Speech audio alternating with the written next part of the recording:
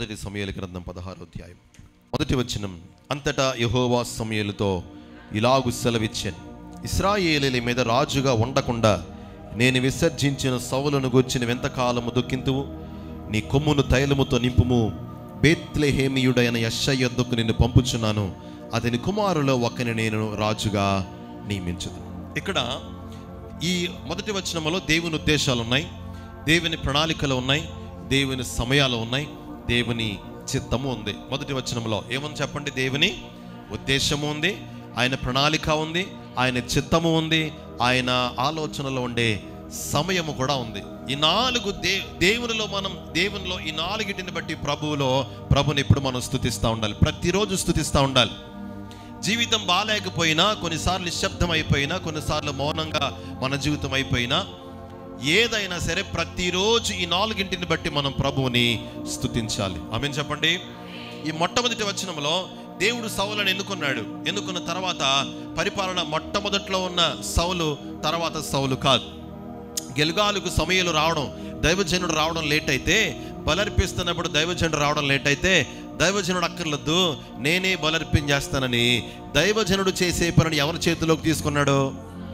సౌలు చేతుల్లోకి తీసుకున్న మీదట అప్పటి నుంచి దేవుని ఆలోచన సౌలుని తీసేయాలి, ఉన్నత సౌలుని ఈ స్థానంలో నుంచి దేవుడు విసర్జించేశాడు. అప్పటి నుంచి ఒక రాజును ఎన్నుకోవాలని చెప్పి ఒక ప్రణాళిక, ఆయన చిత్తం, ఆయన సమయం, ఆయన ఉద్దేశం మొట్టమొదటి వచనంలో బయలుపడుతుంది. అయితే దేవుని సమయాలు వెంటనే జరగవు, దేవుని చిత్తం అంత వెంటనే జరగదు, దేవుని ఉద్దేశం అంత వెంటనే జరగదు, దేవుని ప్రణాళికలు అంత వెంటనే జరగవు. ఎందుకంటే అవి చాలా గొప్పవి.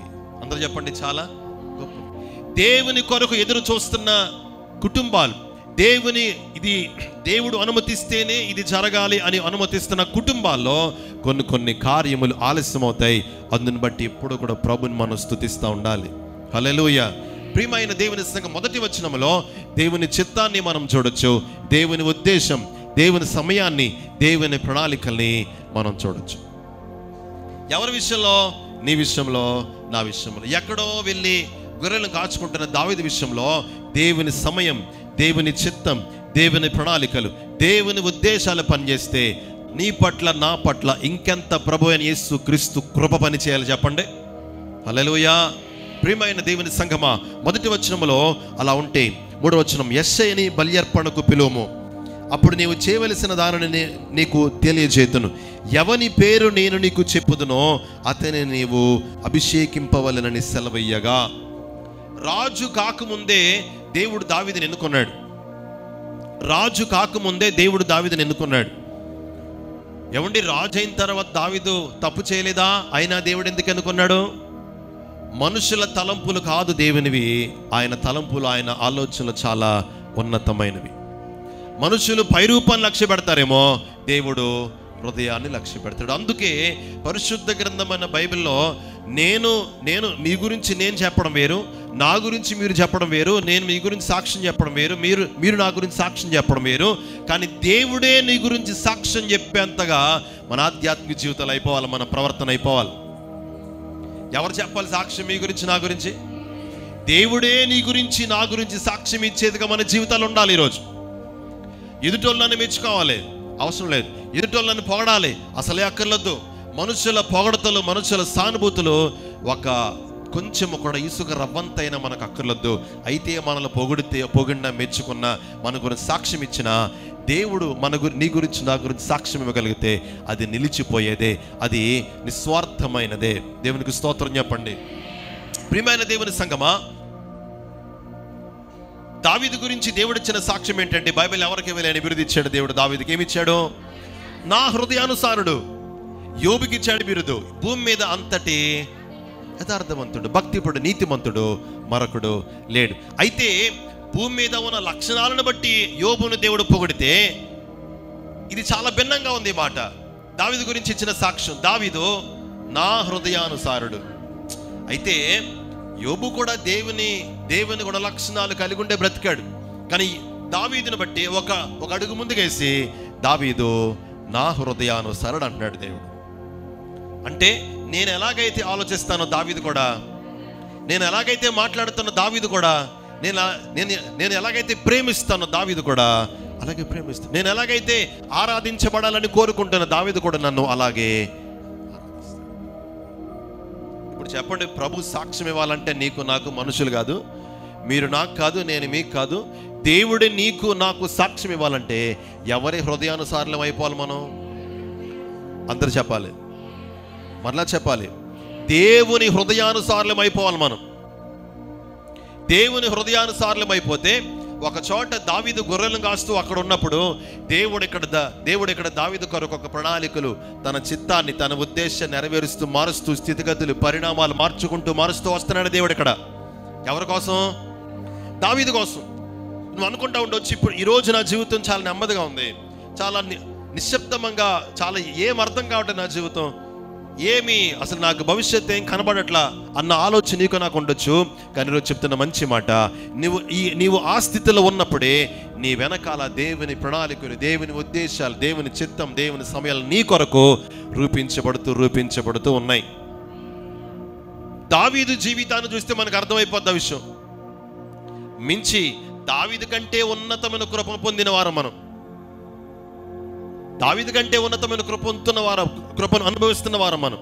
ఆ కృపలో ఉన్నప్పుడు మన కుటుంబాలు ఎందుకు ఫలించవు, మన జీవితాలు ఎందుకు ఫలించవు, మన స్థితిగతులు ఎందుకు మారవు? ఆమేన్ చెప్పండి. మొట్టమొదట దేవుని హృదయానుసారులు అయిపోండి.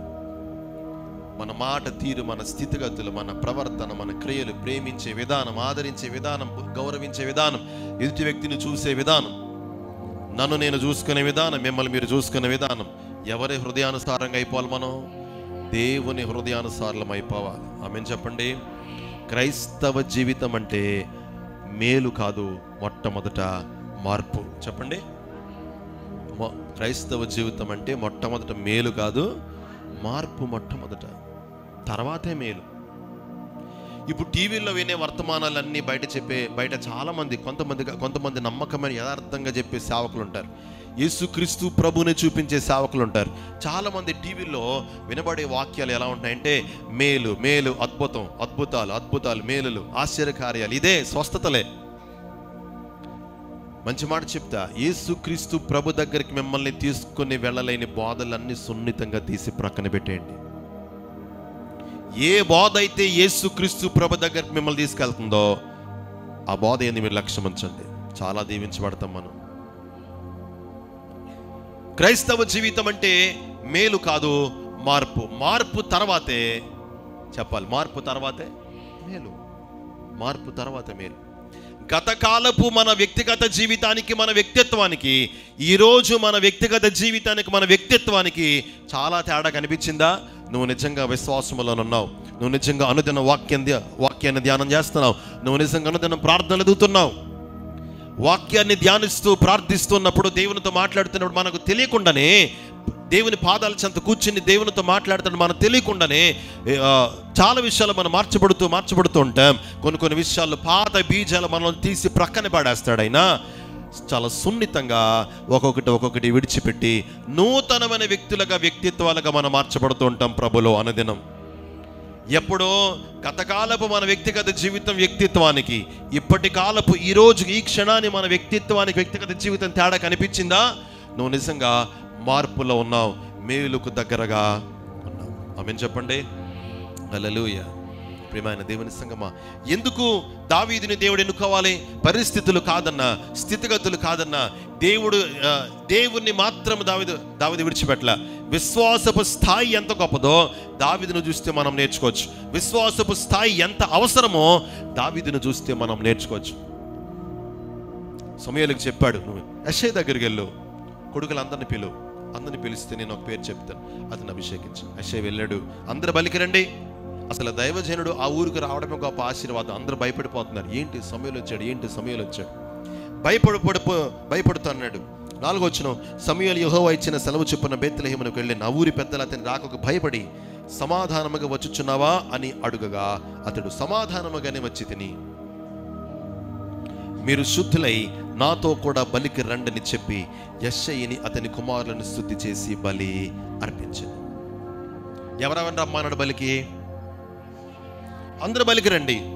మీ ఇంట్లో మీ కుమారుల్లో ఒక్కని దేవుడు రాజుగా చేయాలని ఆశపడుతున్నాడు. మీరు అందరూ బలికి రండి, అందరూ బలికి వచ్చేయండి అంటే అందరిని సిద్ధం చేస్తాడు యెషై. అందరూ బలికి వచ్చేస్తారు సిద్ధపడిపోయి. దేవుని దగ్గరికి ఎలా వెళ్ళాలో, బలి అర్పించినప్పుడు ఎలా వెళ్ళాలో అందరూ సిద్ధమైపోయి అందరూ వచ్చేసారు.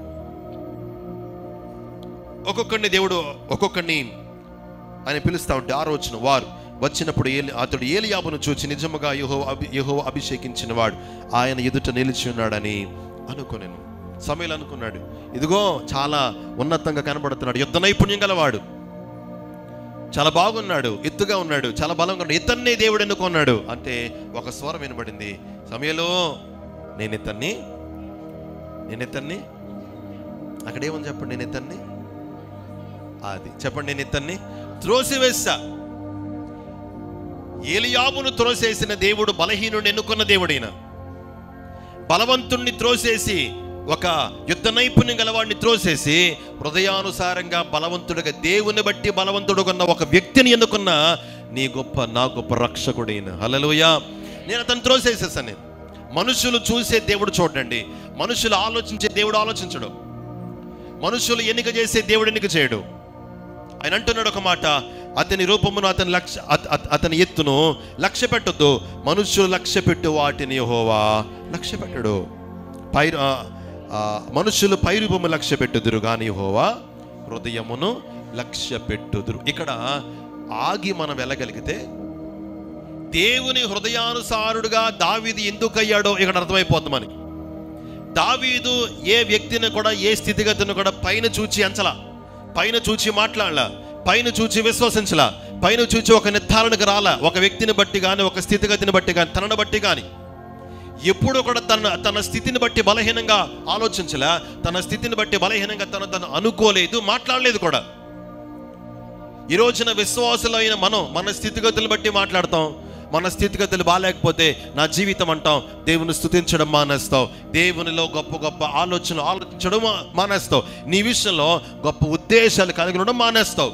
చాలాసార్లు చెప్తాను మీకు, నీ విషయంలో, నా విషయంలో, మీరు మీ విషయంలో ఎప్పుడో కూడా దేవుని బట్టి ఒక ఉన్నతమైన ఉద్దేశాలు కలిగి ఉండాలి. మన విషయంలో ఎన్నిక లేని వారం కాదు, మనం బలహీనము కాదు.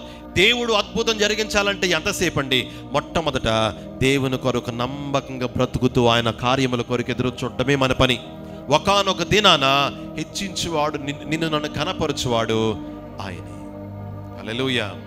ప్రియమైన దేవుని సంగమా, ఇక్కడ ఎందుకు దేవుని హృదయానుసారం అయిపోయాడు తెలుసా? దేవునిలా ఆలోచిస్తాడు, దేవునిలా చూస్తాడు. దావీదు ఆలోచన విధానం దేవునిలా ఉంటుంది. దావీదు చూసే విధానం, దావీదు ప్రేమించే విధానం, దావీదు ఆదరించే విధానం, దావీదు మర్చిపోని విధానం, సహాయం చేసిన వారిని మర్చిపోని విధానం ఎవరిలా ఉంటుంది చెప్పండి? దావీదు దేవునిలా. ఇంకా చాలా లక్షణాలు ఉన్నాయి. అందుకే ఎందుకు దేవుడు దావీదు నా హృదయానుసారుడు అని అన్నాడు అనంటే, దేవునిలా ఆలోచిస్తాడు, దేవునిలా గౌరవిస్తాడు, దేవునిలా సహాయం చేస్తే ఎవరిని మర్చిపోడు, మనుషుల్లాగా దాటేసి వెళ్ళిపోడు, మనుషుల్లాగా మర్చిపోడు, మనుషుల్లాగా నాకెందుకులే, వీళ్ళతో నాకు అవసరం ఏంటి అని చెప్పి మనసులో ఏదో పెట్టుకుని ఉన్నాడు మనిషిలా. దేవునిలా ఎవ్వరు సహాయం చేసినా దావీదు వాళ్ళని ఆదరిస్తాడు, వాళ్ళని గుర్తుపెట్టుకుంటాడు, మర్చిపోడు. దేవునిలా మహిమ కొరకు ఎక్కువగా ఆలోచించేవాడు. ఇంకా చాలా లక్షణాలు ఉన్నాయి. అందుకే ప్రభు దావీదు గురించి చెప్పిన మాట, దావీదు నా హృదయానుసారుడు. క్రైస్తవ జీవితం అంటే సమాజంలో నువ్వు నడుస్తుంటే, నువ్వు మాట్లాడుతుంటే, నువ్వు చూస్తున్నా నీలో ఉన్న చాలా భిన్నమైన వ్యక్తిత్వం కనబడాలి. క్రైస్తవ జీవితం అంటే మనం చూస్తూ ఉంటాం, చాలామంది గత సంవత్సరంలో ఏ ఉక్రోషంతో, ఏ కోపంతో ఉన్నారో ఈ రోజుకి అలాగే ఉన్నారు. వారి ఉక్రోషాల్లో, వారి ప్రవర్తనలో, వారి కోపముల్లో, వారి చూపుల్లో, వారి అతిశయంలో ఇసుక రవ్వంతైన మార్పు లేదు. కానీ నువ్వు, నేను వాక్యాన్ని వింటున్నా, వాక్యాన్ని ధ్యానిస్తున్నా, ప్రభు పాదాల చెంత ప్రార్థిస్తున్నా, నేను అలా కాకూడదు. గత కాలపు ప్రవర్తనకి ఈ కాలపు ప్రవర్తనకి వ్యత్యాసాన్ని మనం చూపాలి. అప్పుడే మన జీవితాల్లో ఒక నూతనమైన వ్యత్యాసాన్ని మనం చూడగలుగుతాం. మార్పు నాశించి మేలు నాశించండి, మార్పును కోరి మేలు కోరండి దేవుని దగ్గర. దావీదుకు తన పట్ల గొప్ప ఉద్దేశాలు కలిగి లేకపోయినా ఎప్పుడు అవిశ్వాసంగా లేడు. కానీ దావీదు ఎక్కడో గొర్రెలు కాస్తా ఉన్నప్పుడు కుటుంబం మర్చిపోయినా, ఎవరు మర్చిపోలే దావీదుని? తండ్రి మర్చిపోయాడు దావీదుని. ఎవరు మర్చిపోలే? తల్లి మర్చిపోయాడు మర్చిపోయింది దావీదుని. ఎవరు మర్చిపోలే? అన్నలు మర్చిపోయారు దావీదుని. ఎవరు మర్చిపోలే? దేవుని కోసం ఎప్పుడైతే నువ్వు బ్రతుకుతున్నావో, దేవుని ఎప్పుడైతే బ్రతుకుతున్నావో, ఎవరు మర్చిపోయినా, ఎవరు విడిచిపెట్టేసినా, సర్వశక్తుడైన దేవుడు నిన్ను ఇంకా మర్చిపోలే, నేను ఇంకా విడిచిపెట్టలా. నీ చేతులు ఇంకా ఆయన చేతుల్లోనే ఉన్నాయి, నా చేతులు ఇంకా ఆయన చేతుల్లోనే ఉన్నాయి, నీ స్థితిగతులు ఇంకా ఆయన స్వాధీనంలోనే ఉన్నాయి. ఒంటరి అయిపోయాను ఇంట్లో, నాకేం అర్థం కావట్లేదు, ఇంట్లో స్థితిగతుల్లో ఒంటరి అయిపోయాను, ఏంటి నాకు అందరూ ఉన్న ఎలాగైపోయాను ఏంటి అన్న ఆలోచన ఒకవేళ నీకుంటే, దావీదు కుటుంబాన్ని చూడు, యెష్షయిని చూడు, యెష్షయి భార్యను చూడు, యెష్షయి 7 కొడుకుల్ని చూడు. దావీదు స్థానంలో ఉన్న నిన్ను చూసుకో. ఎవరు గొప్పవారు ఇందులో? ఎవరు గొప్పవారు ఇందులో? దావీదు స్థానంలో ఉన్న నువ్వే. దేవుని కృపను పొందుకుంటున్న దేవుని ప్రణాళిక నీ పట్ల, నా పట్ల ఉన్న నీకంటే, నాకంటే గొప్పవారు ఎవరు లేరంటండి. ఆమేన్ చెప్పండి. పిలవల దావీదుని. అక్కడేమో దేవుడేమో దావీదు నా హృదయానుసరుడు అంటే, దేవుడేమో దావీదుని ప్రేమిస్తా ఉంటే, కుటుంబమేమో దావీదుని ద్వేషిస్తా ఉంది. అక్కడ మొదలైన దావీదు ప్రస్తావన. ద్వేషముతో విడిచిపెట్టే ఒంటరి అయిపోయిన స్థితిగతుల్లో మొదలైన ప్రస్తావన కొన్ని లక్షల మందిని నడిపించే విధంగా మార్చేశాడు దేవుడు. నీ ప్రస్తావన ఎక్కడ మొదలైంది? ఒంటరితనంలోనా? ఈరోజు ఒంటరితనంలో నీ ప్రస్తావన ఉందా? ఈరోజు నీ జీవితం దుఃఖములో ఎవ్వరు పట్టించుకోలేని విధంగా ఉందా? నీ మాటకి విలువని ఇవ్వలేని విధంగా ఉందా? ఈరోజు నీ ప్రస్తావన అదైతే, రేపటి దినాన నీ పట్ల దేవుని ఉద్దేశం, నీ పట్ల దేవుని సమయాలు, నీ పట్ల దేవుని కొన్ని ప్రణాళికలు, నీ పట్ల దేవుని చిత్తం రేపటి దినం నీ చుట్టూ అనేకులకు ఆశీర్వాదకరంగా దేవునిని మార్చే విధంగా దేవుని ఆలోచనలు ఉన్నాయి నీ పట్ల, నా పట్ల. ఆమేన్ చెప్పండి. అక్కడ ఒంటరిగానే ఉన్నాడు, ఇక్కడ కుటుంబము దావీదుని మర్చిపోయారు, కానీ దేవుడు దావీదు పట్ల ప్రణాళికలు రాస్తూనే ఒక ఉద్దేశం కలిగే ఉన్నాడు దేవుడు. హల్లెలూయా. ఒకానొకప్పుడు మన బంధువులు మనం ఎవరో తెలియనట్టే ఉన్నారు, కానీ ఈరోజు ఎలా మార్చాడు దేవుడు నిన్ను, నన్ను? వారికంటే ఆశీర్వాదకరమైన స్థానంలో నన్ను ఉంచాడు దేవుడు. డబ్బులున్న వారిని ధనవంతులు అని అనడం కంటే, మనకి ఏమి లేకపోయినా సమాజంలో మనల్ని ఎలా ఉంచాడు తెలుసా దేవుడు? నేను చాలాసార్లు నా దగ్గరికి వచ్చి కూర్చున్నప్పుడు, మాట్లాడుతున్నప్పుడు కొన్ని విషయాలు చెప్తాను. మీ దగ్గర డబ్బులు లేకపోయినా, ఏమి లేకపోయినా ఎలా ఉండాలి తెలుసా? హుందాగా ఉండాలి. దేవుని పిల్లలమండి మనం. నా దగ్గర ఏమీ లేదండి అని చెప్పి మాసిపోయిన బట్టలు వేసుకొని రాకూడదు మందిరానికి. మన ఇళ్లలో ఉన్న ఖరీదైన చీరలు, ఖరీదైన చొక్కాలు, ఖరీదైన ప్యాంట్లు ఎప్పుడు కనబడితే తెలుసా? ఎక్కడ కనబడతాయి? ఫంక్షన్లోనే కనబడతాయి. ఎప్పుడైనా సరదాగా దేవుడిచ్చిన బంగారాన్ని మందిరంలో తీసుకొచ్చారా? వేసుకురారు. ఒక్కసారి మందిరంకి వచ్చింది అది రాదు. ఎక్కడికి వెళ్తా తెలుసా? ఫంక్షన్లు అందరూ చూడ్డానికో. కొన్నప్పుడు మాత్రం ఇదిగోండి ప్రభు ఇచ్చాడు బంగారం, కానీ ఇప్పుడు మన మందిరానికి వేసుకున్నాం. నేనేమంటానంటే, నేను చెప్పే మంచి మాట ఏంటంటే, మనం ఎప్పుడు డబ్బులు లేకపోయినా ఎలా ఉండాలి తెలుసా? నా ప్రభు నాకు నేర్పించింది అదే. ఆ హుందాతనాన్ని బట్టి మా ₹1 అన్నారు ఆయన. సంతోషం అండి. నా దగ్గర డబ్బులు లేకపోయినా సమాజం నన్ను ఏమనుకుంటుందో తెలుసా? ఆస్తిపరుడండి. దేవుని కృప. ఆమేన్ చెప్పండి. ప్రియమైన దేవుని సంగమ, దావీదు వెనకాల దావీదు ఏ ఉద్దేశాలు లేకుండా ఉంటే, దేవుడేమో దావీదుని ఇక్కడ హెచ్చించడానికి ఒక ఉద్దేశం, సమయం, ప్రణాళిక, ఆయన చిత్తాన్ని ఈ 4 నెరవేరుస్తూ వస్తూ ఉన్నాడు. ఈ 4 చాలా ప్రాముఖ్యం నీ జీవితంలో. దేవునికి నీకు మధ్య దేవుని సమయానికి లోబడు, దేవుని చిత్తానికి లోబడు, దేవుని ఉద్దేశానికి లోబడు, దేవుని ప్రణాళికకు లోబడు. ఈ 4 నీ జీవితంలో ఉంటే కొంతకాలానికి దేవుని ఉద్దేశాలు ఎంత గొప్పవో నీకు అర్థమైపోద్ది. దేవుని సమయాలు, నా సమయాలు కాదు, నా సమయానికి ఇది మంచి రోజులను కాదు, ఇది నా సమయం అని కాదు, నేనే నిర్ణయం చేసుకుంటానని కాదు, నేనే ప్రారంభిస్తానని కాదు, నా సమయాలు కాదు. దేవుడు ఎప్పుడు ప్రారంభించమంటే, దేవుడు ఎప్పుడు పెట్టమంటే, దేవుడు ఎప్పుడు ముగించమంటే, దేవుడు ఎప్పటి వరకు వెయిట్ చేయమంటే అప్పటి వరకు వెయిట్ చేసి దేవుని సమయాన్ని గౌరవించావో, రాబోయే సమయాలను సర్వశక్తుడైన దేవుడే నీ జీవితంలో, నా జీవితంలో ఆశీర్వాదకరంగా మార్చుతాడు. అందుకే దేవుని సమయం, దేవుని ఉద్దేశం, దేవుని చిత్తం ఆయన ప్రణాళికలో చాలా గొప్పవి. అందులోకి వచ్చేయాలి మనం, అందులోకి వెళ్ళిపోవాలి మనం. ఏది చేసినా, ఏది ప్రారంభించినా, ఏది కావాలన్నా అందులో ఎవరి చిత్తాన్ని, ఎవరి సమయాన్ని, ఎవరి ప్రణాళికలు, ఎవరి ఉద్దేశాలు మనం అడిగి తెలుసుకోవాలి. చెప్పండి ప్రార్థనలో దేవుని. హల్లెలూయా. ప్రియమైన దేవుని సంగమా, 9వ వచనం. అప్పుడు యెషై షమ్మాను పిలువగా అతడు, యెహోవా ఇతనిని కోరుకొనలేదనెను. యెషై తన 7 కుమారులను సమూయేలు ఎదుటికి పిలువగా సమూయేలు, యెహోవా వీరిని కోరుకొనలేదని చెప్పి, నీ కుమారులందరూ ఇక్కడ ఉన్నారా అని యెషైని అడుగగా అతడు, ఇంకను కడసారి వాడున్నాడు, అయితే వాడు గొర్రెలను కాల్చున్నాడని చెప్పాను. సమూయేలు అడిగాడు, 7 దేవుడు కోరుకోవట్లా, ఇంకా ఎవరైనా ఉన్నారా? కానీ దేవుడు చెప్పింది నీ ఇంట్లో నీ కుటుంబంలో దేవుడు చెప్పాడు. నాకేం అర్థం కావట్లే. ఇంకా ఎవరున్నారా? మరి బలికేమో అందరూ వచ్చేసారు, అందరూ వచ్చారని చెప్పావు, ఇంకెవరు ఉన్నారా అని అడిగితే అప్పుడు చెప్పాడు ఎవరు? అప్పుడు చెప్పాడు తండ్రి. ఎవరు? తండ్రి పేరు చెప్పాలి, అందరూ చెప్పాలి. యెషయా కాదు, యెషయా వేరు, యెషై వేరు. యెషై చెప్తున్నాడు, అయ్యా ఇంకా ఒకడు ఉన్నాడు, చివరాకుడు ఒకడున్నాడు. అయితే అడిగాడు సమూయేలు, ఇంకా ఎవరున్నారని అడిగాడు, కానీ అతను ఏం చేస్తున్నాడని అడిగాడా? కానీ ఇక్కడ యెషై ఏం చెప్తున్నాడు?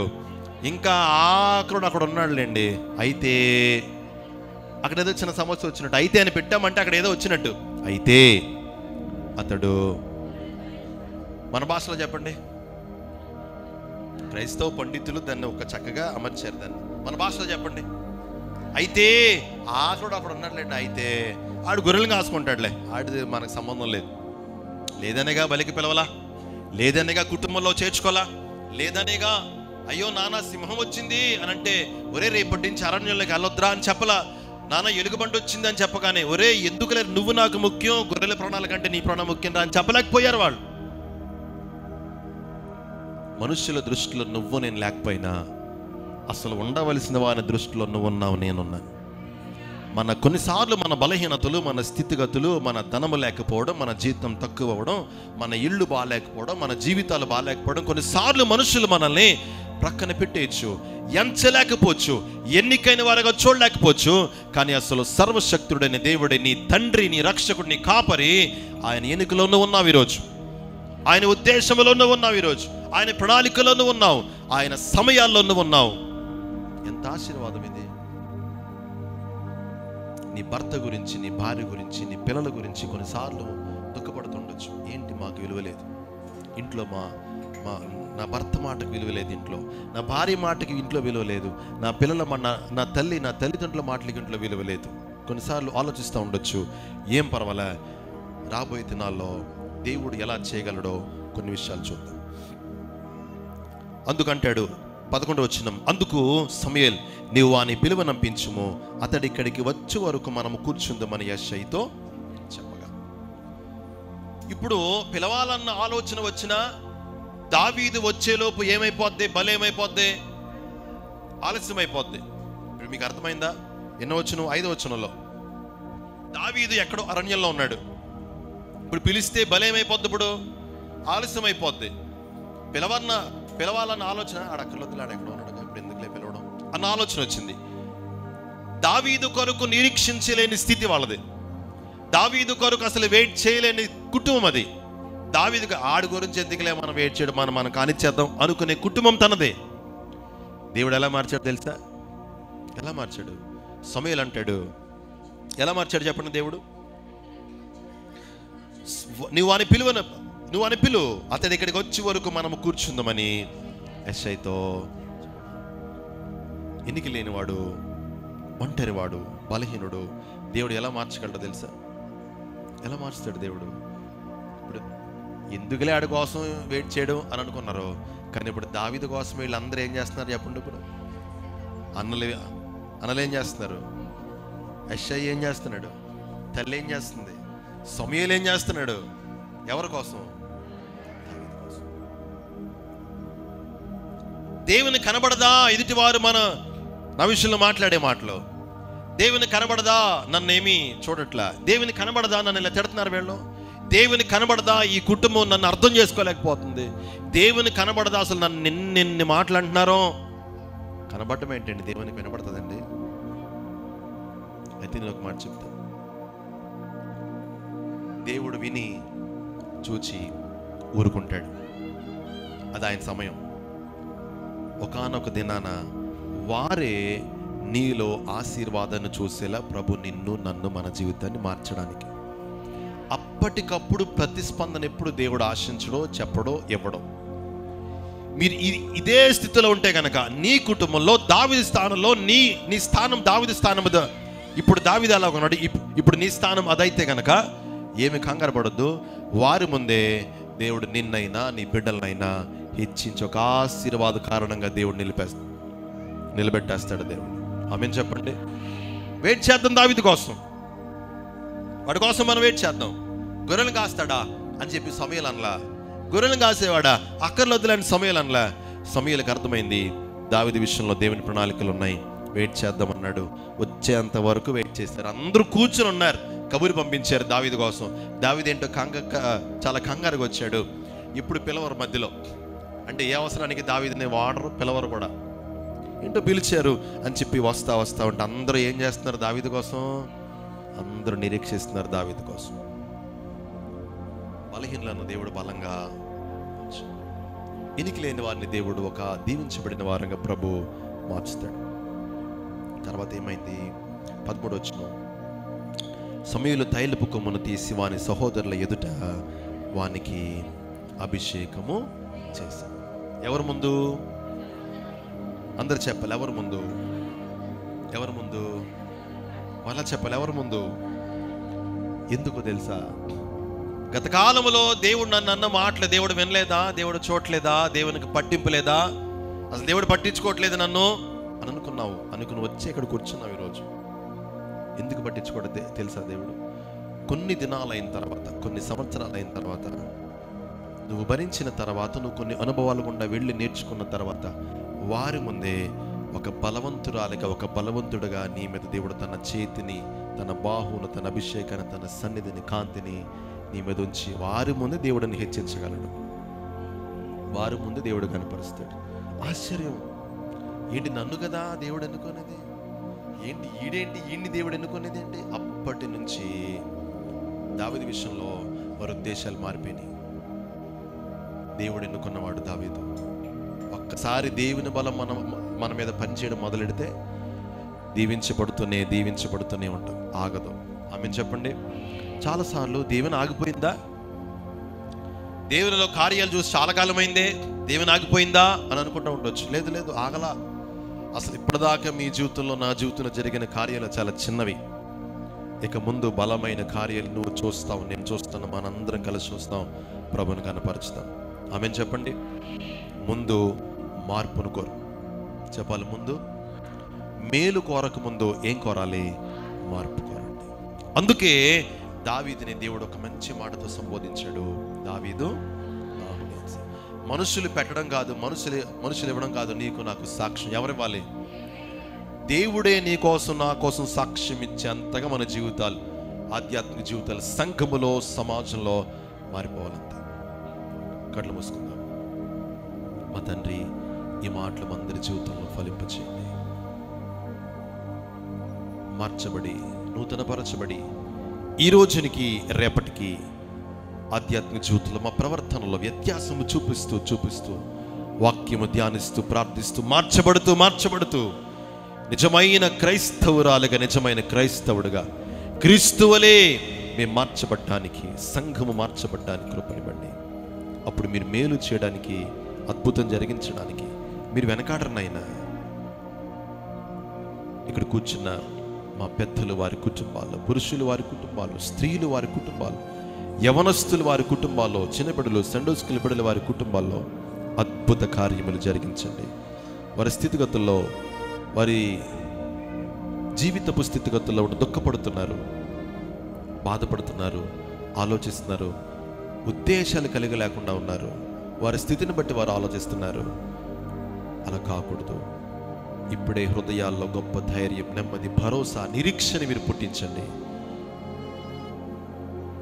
అయ్యా, మీ చిత్తము, మీ సమయాలు, మీ ఉద్దేశాలు, మీ ప్రణాళికలు చాలా గొప్పవినైనా అందును బట్టి మేమందరం కలిసి నీ కృతజ్ఞతాస్తుతులు చెల్లిస్తున్నాం. మా జీవితంలో, మా కుటుంబంలో నీ సమయాలే, నీ చిత్తమే, నీ ప్రణాళికలే, నీ ఉద్దేశాలే జరుగునుగా కానీ నిన్ను స్తుతిస్తున్నాను ప్రభు. అప్పుడు మేము ఈ భూమి మీద ఉన్నతంగా దీవించబడతాం. కృపనిమ్మని మీరు మా కొరకు అనుగ్రహించిన ప్రభువైన యేసుక్రీస్తు ఆ గొప్ప ప్రేమన త్యాగాన్ని ధ్యానిస్తుండగా అందరిని సంఘమును మీరు బలపరచండి. యేసుక్రీస్తు నామములో ప్రార్థిస్తున్నాను పరమ తండ్రి.